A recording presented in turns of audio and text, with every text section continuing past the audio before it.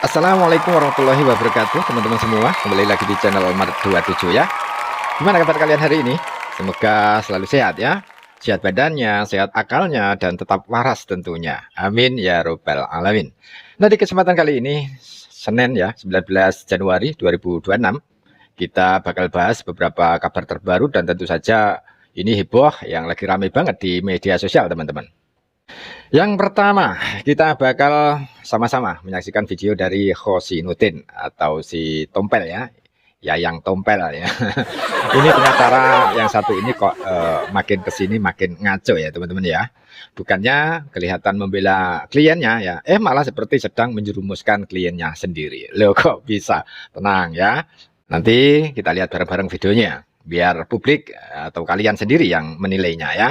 Selanjutnya ada juga video tentang Roy Suryo, Roy Panci ya, yang semakin hari pernyataannya makin ngawur teman-teman ya.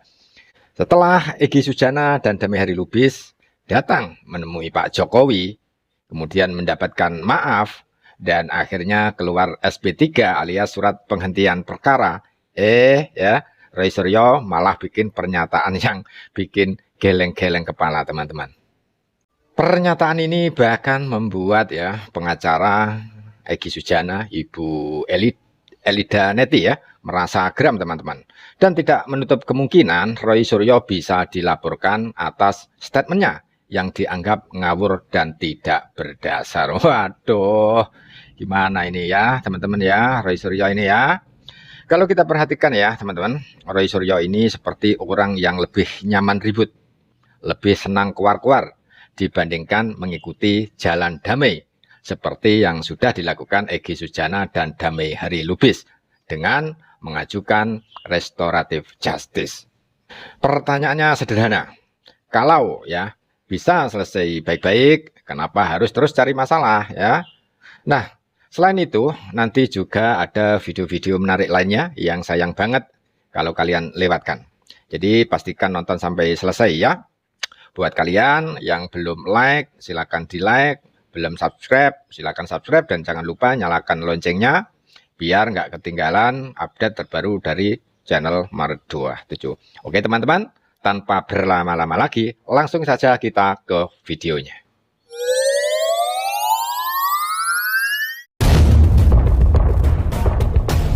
Jokowi penipu, Jokowi pengkhianat, itu kan begitu. Jadi itulah transaksi politik yang disebut, datang ya, maaf ya, kamu nanti saya kasih SP3. Nah, hukum di negara ini nggak boleh. Yang harus menjadi panglima itu adalah asas prosedur undang-undang, bukan kehendak dari Solo. Bantahan itu tidak bernilai, tapi publik bisa menilai kronologis peristiwa ini seperti apa. Kita semua punya logika, punya nalar, punya undang-undang yang digunakan untuk menilai apakah bisa SP3 terhadap pasal di atas 5 tahun menggunakan mekanisme restoratif justice. Ini memalukan ini. Apakah seperti itu, Bang Andi Aswan?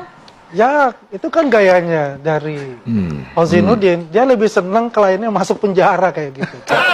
Jadi ini tuduhan kalau ini. Setiap lawyer itu semua ingin membebaskan kliennya, bahkan tanpa persidangan. Tapi tidak dengan melakukan pengkhianatan. Dan setiap pengkhianatan itu sudah kami tahu. Jejaknya sudah lama. Tetapi kami tetap melindungi. Tapi tiba-tiba dibuka sendiri oleh kubu mereka.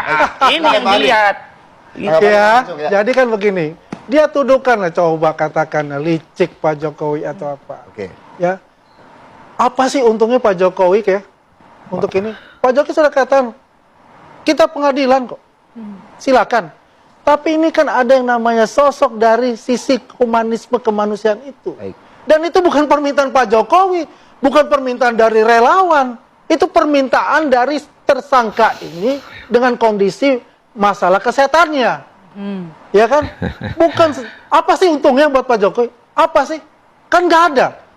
Silakan kita maju kita ke pengadilan. Andi, tapi sedikit saja tadi menanggapi dari penjelasan Mbak Maria, apakah memang RJ ini sudah ada ketetapan hukumnya, sudah ada pengadilannya begitu dengan dikeluarkan? Saya tidak sampai masuk ke sana, itu adalah tim kuasa hukum kalau bicara itu. Yang saya lihat di sini adalah posisi dari Pak Jokowi sebagai seorang negarawan yang menerima permintaan RJ, bukan dari Pak Jokowi. RJ itu cerita nanti akan saya sampaikan pada hari Jumat. Kenapa tunggu lama-lama hari Jumat? Kritik saya jangan terlalu lama, karena supaya orang itu tidak kemudian pertanyakan. Jadi kita juga sekarang pertanyakan, dia itu pejuang atau pecundang? Ya, kalau terlalu lama nanti akan jadi pecundang. bau-bau amis yang terdengar, termasuk soal adanya berkoper-koper sekian M dan lain sebagainya. Jadi artinya tolong ES dan DHL segera lakukan klarifikasi. Banyaklah katanya pengkhianat, pecundang, padahal Bang Egy ini bertahun-tahun pejuang dan aktivis. Mereka baru nongol kok actionnya luar biasa, melebihi kemampuan mereka. Nah, jujur kalau kita bawa uang 100 miliar pakai helikopter, jatuh itu helikopter. Kalau kita bawa pakai tronton, berapa tronton yang kita siapkan? 100 miliar bukan uang kecil. Dan kalau kita pakai BPK pakai transfer, kena KPK dong. Nah, alhamdulillah 1.000 perak kami tidak ada bawa apapun dari tempat Pak Jokowi, dan sampai detik ini masih kita yang mengkondisikan. Mungkin yang harus di-highlight juga, Mbak. Oke, baik. Bang Rismon, jadi Bang Damai dan juga Bang Egy bisa dapat SP3 karena apa menurut Anda alasannya? Minta maaf lah. Ya, maaf. Pasti itu. Meskipun disangkal, tapi kan ada satu waktu saya dengan Muhammad Rahmat itu berdiskusi secara live, itu kan jelas dikatakan sekuensnya. Ada permintaan maaf, ada saling mendoakan, terus bahkan ada berangkulan. Silakan bantah Muhammad Rahmat, jangan kami, gitu loh. Ya, jadi yang pasti bagi saya ini egoisme sih. Bang DHL, bagaimana kita berdiskusi panjang tanggal 15 April. Untuk apa? Untuk Republik ini. Perbaikan sistem seleksi KPU mendatang. Ini bukan masalah personal kita. Masalah Roy Suryo, DHL, Rismon, Tifa, bukan. Supaya ada perbaikan sistem seleksi KPU ke depan. Ada transparansi, kebutuhan rakyat untuk transparan. Jangan sampai ada lagi wapres yang gak lulus SMA. Diloloskan cawapres itu nggak lulus SMA, hanya modal surat keterangan yang abal-abal itu. Jangan sampai itu terjadi. Ini demi Republik kita, bukan masalah Egy Sujana, Rismon, siapa? Rismon, apalagi Rismon, siapa? Rakyat jelata. Ya. Jadi kalau ini kan saya kembali lagi ingat ke perkataan Pak Joko Widodo bahwa ini harus disettle secara terhormat, diselesaikan berwibawa, bermartabat di pengadilan. Di pengadilan. Saya akan datang meskipun ada kalimatnya condition kalau diminta oleh hakim. Nah pertanyaannya, pastikan aja nanti Pak Jokowi untuk datang pengadilan, nggak usah pakai wakil atau Zoom. Kami udah siapkan 1.000 pertanyaan nanti di pengadilan, gitu loh. Itu akan menyelesaikan semuanya. Tetapi, ya, saya heran, kenapa yang pro Jokowi sekarang dengan adanya RJ kok berselebrasi ya? Padahal Pak Jokowi menyatakan harus diselesaikan, dituntaskan di pengadilan secara bermartabat. Nama saya dipulihkan. Kalau semua nanti RJ, nggak terpulihkan dong namanya Pak Jokowi. Kalau semua nanti RJ, kami datang, RRT datang, RJ, yang lain lagi datang, RJ. Nama Pak Jokowi akhirnya menggantung. Harusnya pihak pro Jokowi kecewa sama Pak Jokowi kok dikasih RJ itu. Dituntaskan di pengadilan, asalkan Pak Jokowi menjaga janjinya datang di pengadilan untuk menghakimi kami, karena pasal 7 pasal Pak Jokowi sendiri yang melaporkan kami 7 pasal, bertanggung jawablah 7 pasal ini datang di pengadilan, ayo kita pulihkan nama baik Pak Jokowi, gitu loh. Dengan one condition, kalau saya one condition. Meskipun inkonsistensi Pak Jokowi ini, udah di mana-mana lah inkonsisten. Datang ke pengadilan langsung, tidak live, tidak Zoom, tidak tanpa perantara, tanpa hanya catatan. Ayo kita tuntaskan.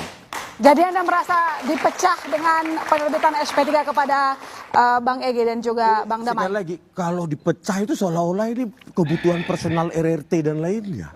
Ini kebutuhan Republik ini mengetahui riwayat pendidikan presidennya yang 2 periode. Nggak ngaruh bagi saya. Bahkan di kasus Jessica Woso, saya sendiri terus berteriak manipulasi barang bukti digital oleh Puslap Polri. Saya sendiri berani. Yang lain mundur pun saya akan maju. Ini bukan masalah DHL, ES. Rakyat perlu tahu loh. Masa kita gelar perkara khusus, cuma lihat begini aja di meja, dikatakan udah ditunjukkan. Begitu. Anda merasa Bang Damai mengkhianati Anda dan kawan-kawan? Nggak mau ke situ ya, biarkan Nggak mau ke Bang situ. DHL yang mengatakan itu. Perbincangan kita panjang by telepon. Iya, oke. Apa semuanya demi negara ini, Bang DHL. Perbincangan kita semuanya demi Republik ini, bukan kepentingan Rismon, Roy, Itu saya Pipa, lebih dulu DHL. mengatakan seperti itu. Ah. Lalu nah, Sekarang berubah sikap. Kenapa? biar nggak ada dusta di antara kita, surat tadi SP3 sudah saya kirim. Silakan Oke. tayangkan kalau sudah siap. Kita Oke, akan oke. lihat dari poin K meloncat ke poin Belum L. ada Bang, Itu nanti ada. kita keluarkan ya. Ya, Nanti ada, kita keluarkan. silakan. Kita Harus tahu ya. dibacakan. Silakan. Anda berbelot, Anda tidak setia kawan versinya Bang Rismon tuh. Oh enggak, saya Anda nggak baca egois. seperti itu. Saya nggak percaya seperti itu. Nggak. Kalau seperti itu, berarti dia nuduh Mas Roy yang menyatakan kami memang terpisah, ya kan? Nah, walaupun saya nggak perlu, kecuali dia ngejar saya buka, kan gitu. Nah, ini understanding juga nih namanya, ya kan? Karena dia mau atas nama RRT, berarti Rismon tidak ada keberatan terhadap pernyataan rekan kita Roy, ya kan? Apanya? Nah, artinya ya silakan tafsirkan sendiri. Saya juga tidak mau menjat yang aku keponakan saya ini. Saya belum pernah ketemu pada saat itu. Oke. Bahkan makanya saya minta kepada Om Roy ajak Pak Rismon. Karena saya simpati. Karena beliau umumkan. Saya belum pernah ketemu itu ketika saya datang ke Jogja. Cuma 2 saya minta Om Roy ajak itu. Kalau yang lain itu saya nggak kenal itu orang. Ya, nah, jangan dibuka Mbak, lagi, malah saya nggak buka. ada, Oke. nggak ada pecah di antara kami, nggak ada. Oh, Ini yang nggak bikin ada. masalah Jokowi. Oke, baik. udah dari Nanti saya awal. lanjutkan di jadi floor. nanti dulu. Gini, Apa, itu ada. tidak terlepas, Pak. Restoratif di dalam pemahaman saya, Pak Kusno, adalah tidak terlepas daripada KUA tentang perjanjian. Oke? Oke. Walaupun tadi Pak Jokowi menyatakan tidak ada jangan bicara maaf-maafan lagi, ya kan? Saya juga mengakui saya tidak ada minta maaf. Bang Egy juga, kalau Pak Rismon kan itu asumsi, karena nggak ada di situ. Dia menilai ya. Yang mengatakan Bang Muhammad Rahmat, kami Nah, artinya kan gini, apakah percaya mutlak itu 100%, sedangkan Pak Roy itu jadi pecah juga dong RRT. Pak Roy percaya sama saya dengan ini. Artinya berarti menyerahkan aja kepada publik. Karena saya juga nggak dengar langsung. Saya nggak nonton loh. Ya kan? Kalau Pak Rahmat yang tempo hari ada di sana, yang menyatakan seperti itu, artinya ini sudah menyampaikan. Jadi kami sama-sama menyampaikan. Artinya gini, bagian daripada perjanjian. Yang jelas saya neken. Ketika pihak di sana meneken, saya neken itu kan udah jadi. Naikin Iya kan? RJ itu, naikin RJ. Neken aja. Tanggal 12, saya ngaku kan.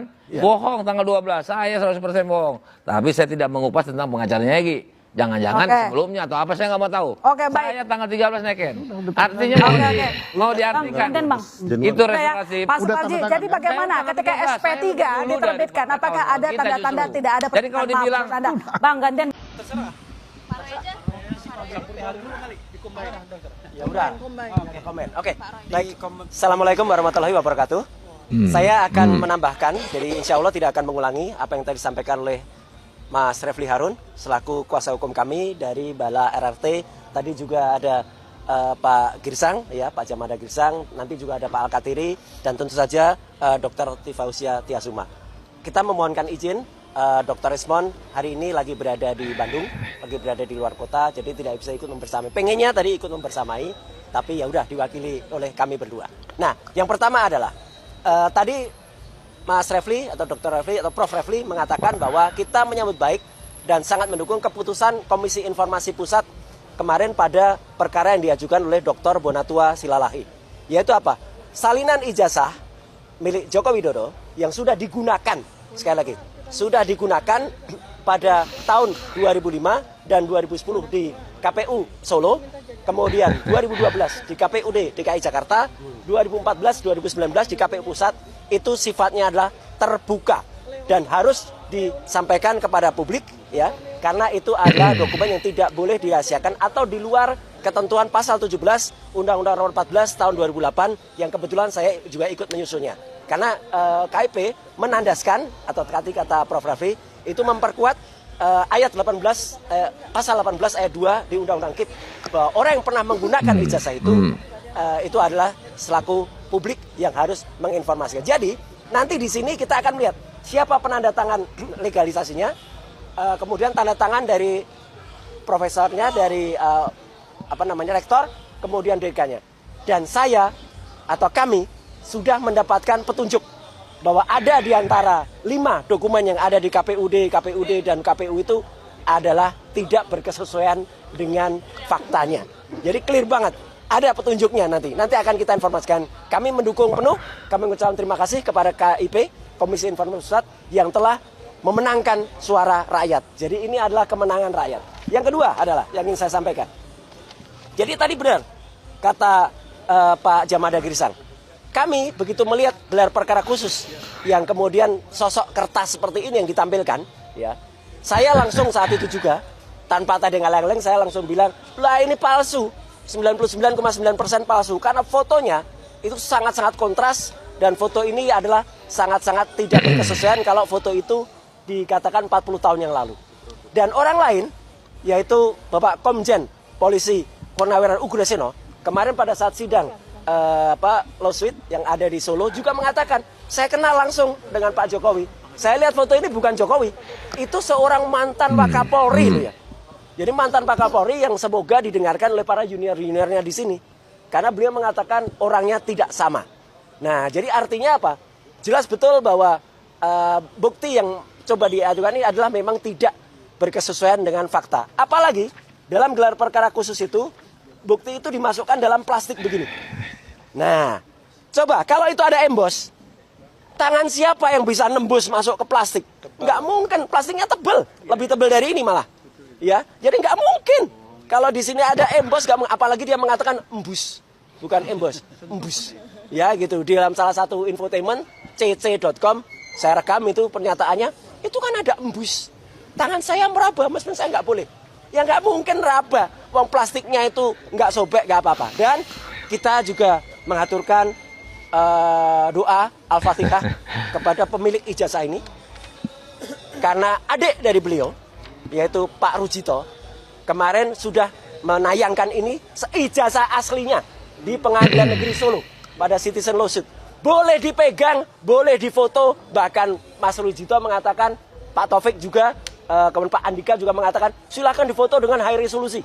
Mohon maaf di sini masih saya kaburkan karena saya waktu itu memang belum meminta izin kepada Pak Rujito. Tapi Pak Rujito sendiri kemarin malah mempertunjukkan ijazah aslinya, ditunjukkan. Ada embos, ya bukan embus ya.